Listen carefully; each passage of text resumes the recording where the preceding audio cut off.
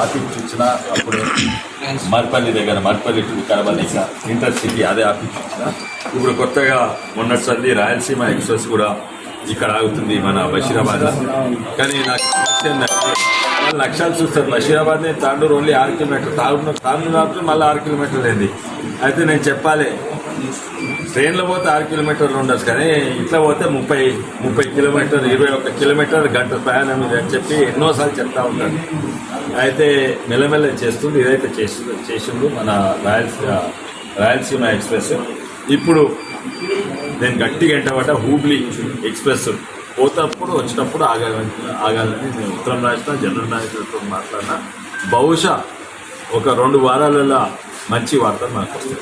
Sir చాలా train ఆగలేదు చూడండి సార్. ఎందుకంటే ఒకసారి కేంద్ర ప్రభుత్వం నిర్లక్ష్యం. ఎప్పుడు కాంగ్రెస్ రైల్వే మినిస్టర్ ఎక్కడి నుంచి ఉండే? కర్ణాటక నుంచి. అంతకుముందు కూడా ఎవరు ఉండే? 2 సార్లు జాఫర్ షరీఫ్ ఉండే. 3 సార్లు అక్కడి నుంచి. అయితే తాండూరు చిన్న సూప్ వేస్తారు, పక్కకున్న చిన్న స్టేడియంలో మీరే చెప్తుంది కదా, కర్ణాటకలో ఆపుతారు కానీ ఢిల్లీకి కూడా ఇక్కడ ఆపరు. అందుకే ఇన్ని రోజులు కాంగ్రెస్ ప్రభుత్వం అదే అనమాట.